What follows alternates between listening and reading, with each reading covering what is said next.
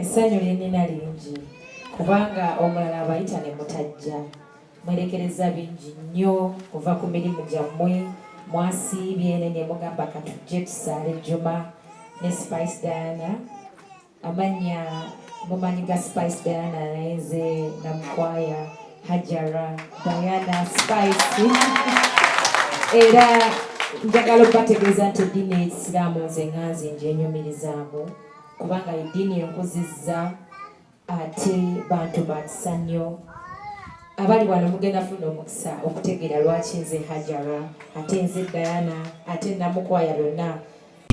Oyagala okutikira ebintu ebiri original okuva mu America ng'amasimu okuli iPhone n'essimu endala, computer, laptops, ebyuma by'eddwaliro, ebizigo by'abakyala, perfume n'ebirala bingi. Weekwate Nairo Cargo Carrier e Boston okutikira ebintu bye byonna. Teweetaaga kutambula kubinona, beesike babikuleetere w'oli. Nairo Cargo Carrier ekuguliza ebintu ebiri original ku mikutu gyonna mu America nga Amazon, eBay, Apple, Walmart, Best Buy n'emikutu emirala mingi olwo ebintu bino n'ebitikka ng'ekozesa emmeeri oba ennyonyi okutuuka w'oyagala. Nairo Cargo Carrier tusangibwa ku kizimbe Masengere Emengo okulira na BBS Telefina. Okumanya ebisingawo tukubire ku simu 0700 389 155 oba 0700 389 147 oba ku website www.nairocargocarrier.com. Ebintu byonna osobola okubifuna naye ebiri original nga biva mu America. Nairo Cargo Carrier yebireeta.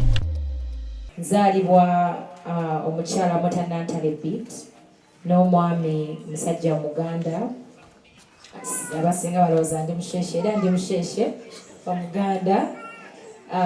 Erinnya Hajara lyantuumibwa omwami eyanjagala ennyo eyankuza nga taata wange ate nga yali tanzaala. Omwami oyo namwegirako ebintu bingi nnyo kuba nze taata wange saakula naye.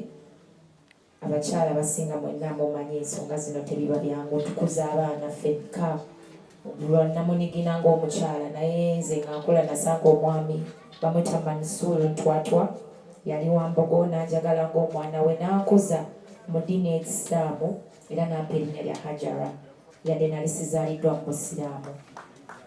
Ensonga eyo yandaga okwagala kungi, yandaga ensi n'ampeerera ng'omwana we n'ankuza okuvaamu omukyala gwe mulaba essaawa zino. N'olw'ensonga eyo nze mmanyi ekintu kimu Abayisiraamu balina kye bayita ekisa n'okwagala. Era singa si mwami oyo Mansuuru Ntwatwa sandisomye sandikuza osanga neyanjagala ng'omwana owe mu ddiini y'Ekisiraamu era n'ankuliza mu ddiini okumanya Katonda n'okubeera omukyala ayagala abantu era mwenyumirizaamu nnyo. Y'ensonga lwaki ekintu kyonna ekirimu Obuyisiraamu mbeerawo kuba mmanyi tekitegeeza. Ate era bangi basobola ojjajinga abantu ku lw'ebikolwa ku lw'emirimu gyaffe naye nze mmanyi ekintu kimu, Allah akebera mitima. Allah takebera muntu muddugavu, takebera muntu mweru. Allah tatunuulira nnyambalayo, tatunuulira nfaananayo, takebera nfunayo naye atunuulira muntu ali mugwe munda. Akebera mutima gwo. Bannange basheka baffe tweyanze okwerekereza byonna bye mubaddeko ne mujja olunaku olwaleero kitegeeza kyamaanyi nnyo. Baneiba bange abalungi mwebale nnyo, mwebalire ddala. Omanyi byonna tubikola naye bitandikira mu baneiba.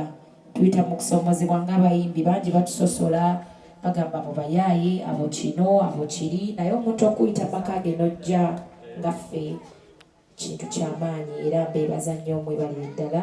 N'olw'ensonga eyo ngedde tuli mu mwezi gwaffe mu kisiibo nagambye kantoola akatini kensobola okulaba nga nsiibululayo bensobodde okusiibulula era nsaba mukitwale mumanyi nti kyonna kyenfunye kyensobodde okuwaayo kiva ku ntobo y'omutima gwange. Mwenna abanjagala abansabira mwebale nnyo ku ssaala zammwe kwekangaalira kwendya kubanga ebyaffe bye tuyitamu birimu okusomozebwa kungi nga nammwe emirimu gyammwe egy'enjawulo musomozebwa naffe tuyita mu kusomozebwa naye nze mmanyi ekintu kimu nti essaala zammwe ze zisinga byonna era temujjangu okwo mwongere okusaba n'okwagaliza bannammwe ebirungi. Mwebale nnyo, mwebalire ddala. Ekisiibo ekirungi era mbagaliza ne Idi ennungi.